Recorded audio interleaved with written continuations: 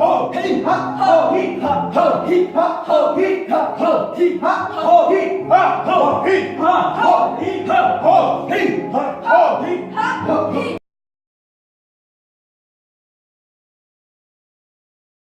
Nous sommes dans ce monde. Allez à l'école. J'aimerais encore mieux être un canasson de fiacre. Pourquoi allons-nous à l'école? Pour qu'on puisse nous y faire passer des examens. Et pourquoi nous fait-on passer des examens? Pour nous faire tomber. Il y en a 7 qui doivent tomber puisque la salle de classe supérieure ne peut en contenir que 60. Je me sens tout chose depuis Noël. Ah, et le diable m'emporte. Si papa n'était pas là aujourd'hui même, j'aurais fait un nœud à mon baluchon et en route pour Altona. Changeons de sujet. L'hiver passé, j'ai fait un rêve. J'avais fouetté si longtemps notre Lolo qu'il ne pouvait plus remuer une patte. C'est ce que j'ai jamais rêvé de plus atroce. Pourquoi me regardes-tu si étrangement? Une question. Voyons. Mais tu réponds. Naturellement. Vrai. Ma main.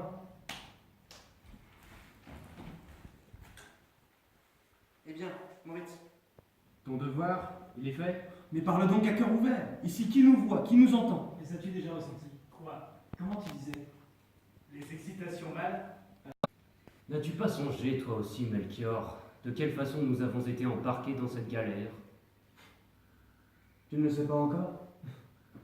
Moritz. D'où devrais-je le savoir? Je vois comment les poules pondent des œufs et j'entends dire que maman veut m'avoir porté sous le cœur. Mais est-ce bien suffisant? Ah, je me souviens aussi comme j'étais gêné à 5 ans quand quelqu'un a battu la dame de cœur. La décolletée.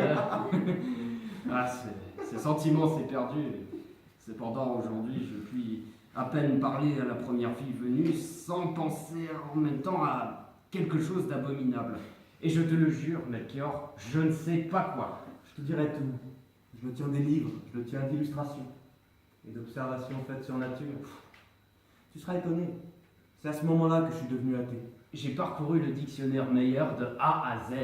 Des mots, rien que des mots, des mots. Pas la moindre explication claire. Cette pudeur. À quoi bon un vocabulaire qui, sur les questions pressantes de la vie, ne répond pas? Mais tu avais déjà vu 2 chiens courir la rue.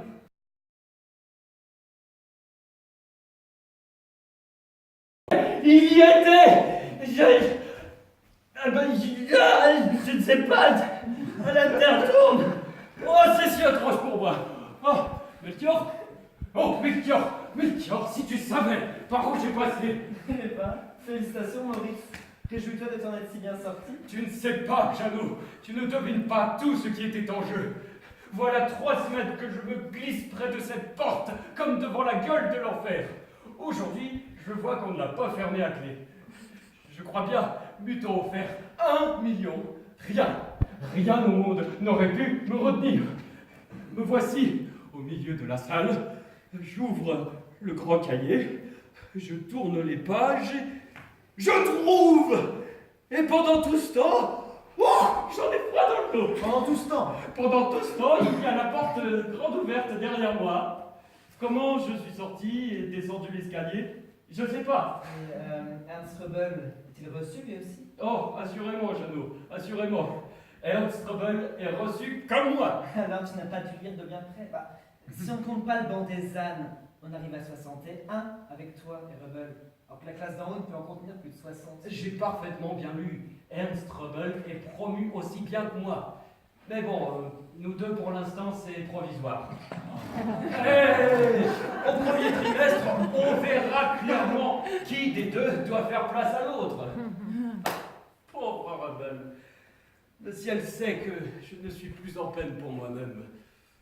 Le fond de l'abîme, cette fois, je l'ai trop regardé. Je te parie 5 marques que c'est toi qui feras place nette. Oh, tu n'as pas le sou, je ne veux pas te voler. Grand Dieu, comme je vais bûcher à partir d'aujourd'hui. Oui, je puis bien le dire. Et vous, croyez-le, ne le croyez pas, tout m'était...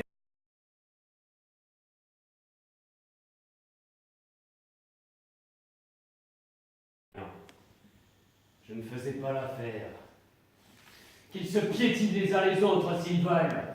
Je ferme la porte derrière moi et j'aborde à l'espace. Je n'attache pas tant de prix à me faire bousculer. Je me suis pas poussé au monde et je devrais me pousser au monde maintenant. Ai-je passé contrat avec le bon Dieu?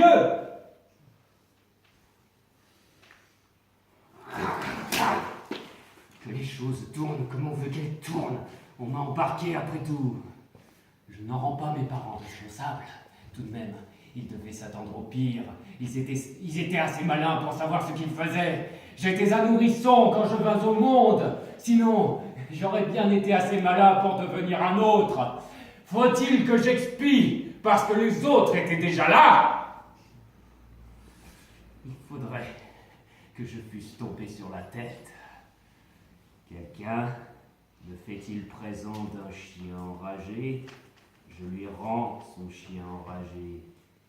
Et s'il ne veut pas reprendre son chien enragé, alors je me montre humain et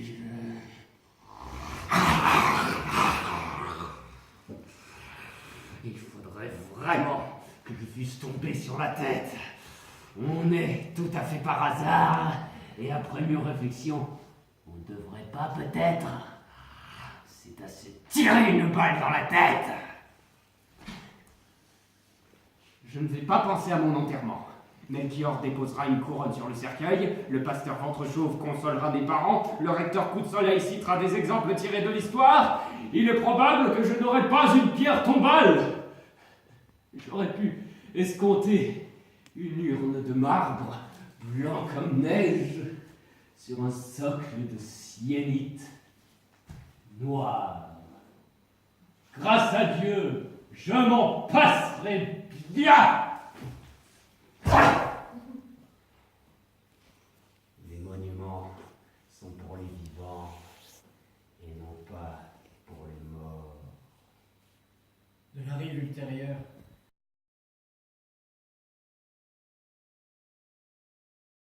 Nous sommes dans le cas de requérir près le haut ministère de l'instruction publique et des cultes la radiation de l'élève qui s'est rendu coupable chez nous, et si nous ne pouvons nous en dispenser, c'est en vertu des motifs du plus grand poids. Nous ne le pouvons par la nécessité de protéger notre établissement des épidémies de ces suicides, comme on a déjà vu se déclarer sur divers lycées. L'un de ces messieurs aurait-il une remarque à ajouter? Je ne puis me fermer plus longtemps à la conviction qu'il serait d'auteur d'ouvrir une fenêtre quelque part. Il règne ici une atmosphère comme dans les souterrains des catacombes, ou comme dans la salle des archives de l'ex cour d'appel de Wetzlar. Le gratin! Ah, regarde, monsieur recteur, Ouvrez une fenêtre! nous avons Dieu soit loué.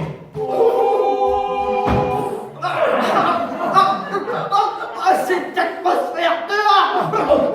L'un de ces messieurs aurait-il une remarque à ajouter? Si, messieurs mes collègues, que l'on fasse ouvrir une fenêtre quelque part, je n'y vois pas pour ma part d'objection. Je voudrais seulement qu'on n'alla pas ouvrir la fenêtre qui se trouve dans mon dos. Le gratin! Avant, monsieur recteur, ouvrez l'autre fenêtre. Un de ces messieurs aurait-il une remarque à ajouter? Sans vouloir de mon côté aggraver la controverse, je souhaite remettre en mémoire le fait que l'autre fenêtre, depuis les vacances d'automne, est murée. Le gratin! Avant, monsieur recteur. Laissez l'unique fenêtre fermée, comme l'autre.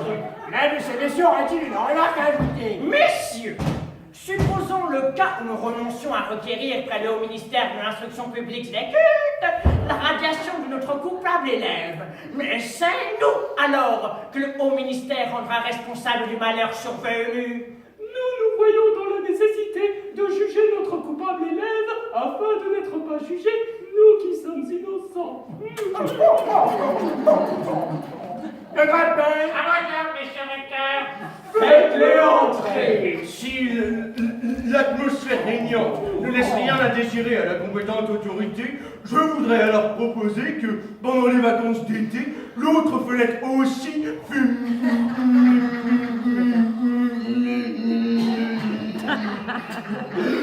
murée. coup de langue trouve que notre local n'est pas suffisamment ventilé, je voudrais alors proposer à notre cher collègue coup de langue de se voir poser un ventilateur dans le sinus frontal. Pas besoin de relever. Je n'ai pas besoin de relever de grossièreté. Je suis maître de l'essence.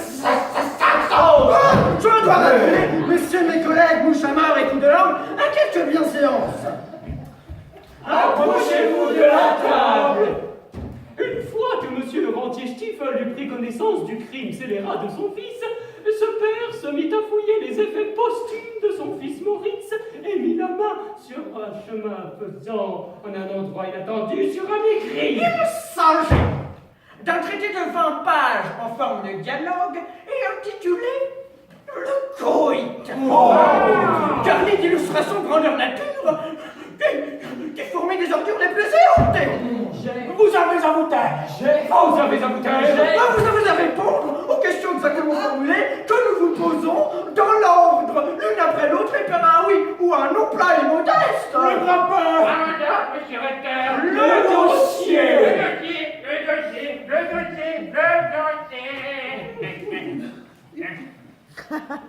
Connaissez-vous cet écrit? Oui. Savez-vous ce que contient cet écrit? Oui. L'écriture de cet écrit, est-ce la vôtre?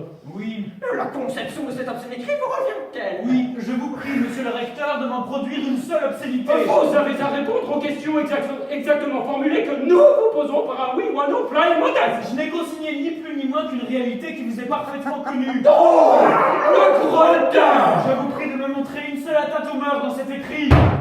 Figurez-vous que nous ayons envie de faire le pitre devant vous. Le grand-père. Mais vous avez aussi peu de déférence pour la dignité du cœur entier de vos professeurs que de sens, de la décence, devant le sentiment de discrétion innée chez l'homme, saisi des modesties, devant l'ordre moral du monde. Le grand-père. Monsieur Recteur.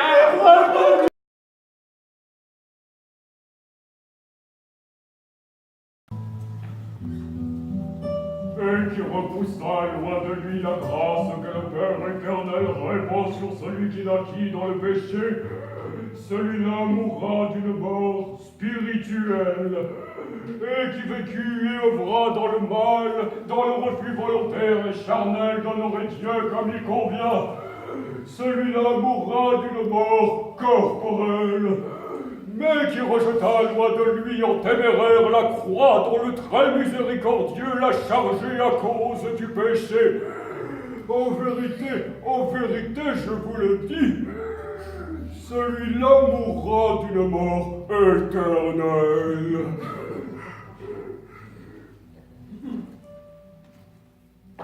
Amen.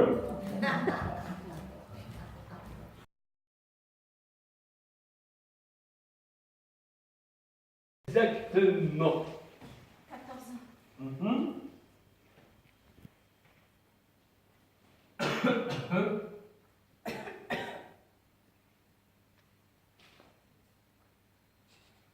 Prenez de 3 à 4 pilules de Blood par jour pour commencer, puis augmentez rapidement la dose à la mesure de ce que vous pourrez supporter.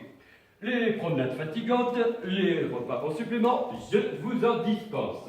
En échange, promettez-moi, ma chère enfant, de prendre sérieusement de l'exercice, de réclamer sans façon votre nourriture aussitôt que l'appétit s'en fera sentir.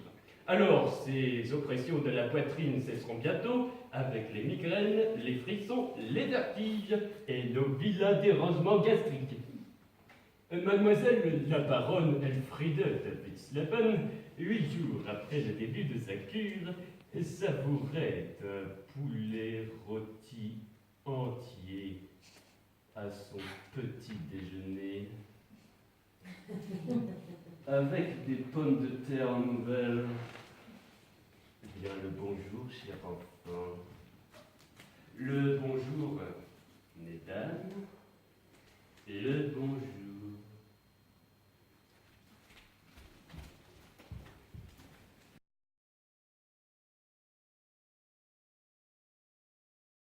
Vous êtes jugé. Allez-vous-en. Qui êtes-vous? On le saura bientôt. Disparaissez. Qu'avez-vous à faire ici? Pourquoi n'avez-vous donc pas votre tête sur vous? Je me suis tiré un coup de revolver. Alors, restez donc à la place qui vous revient. Vous avez fait votre temps. S'il vous plaît, ne me renvoyez pas. Qui êtes-vous, monsieur? Ne me renvoyez pas, je vous prie. Laissez-moi participer encore un tout petit peu.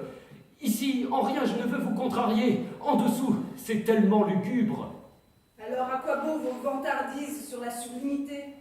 Pourquoi mentez-vous délibérément, figure de fantôme? Me direz-vous oui ou non qui vous êtes à la fin? Non. Je te fais une proposition. Veuille te confier à moi. Mon tout premier souci, ce serait que tu réussisses. Vous êtes mon père? Ne reconnaîtrais-tu pas monsieur ton père à sa voix? Non. Monsieur ton père cherche à cette heure la consolation dans les bras robustes de ta mère. Je t'ouvre le monde. Un bon dîner chaud dans le ventre, et ton état tu t'en manques. Il faut qu'il soit le diable en personne. Après le mal que j'ai fait, ce n'est pas un dîner chaud qui...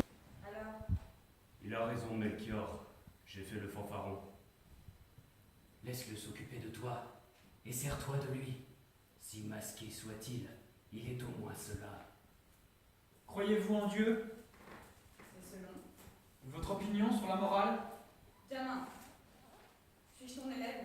Je puis vous dire catégoriquement, monsieur, que si tout à l'heure j'avais tendu la main à Moritz sans plus de façon, ma morale et elle seule en eût été la cause. Pour cela, justement, tu n'es pas Moritz. Je ne crois pas, moi, la différence si importante. Je suis assis, la tête sous le bras. La lune couvre son visage, reparaît sans voile, sans être un grain plus sage. Et puis, je m'en retourne à ma petite place, redresser ma croix, que cet insensé, étourdiment, m'a piétiné. Et quand tout est dans l'ordre, je me recouche sur le dos. Je me réchauffe à la pourriture. Je souris.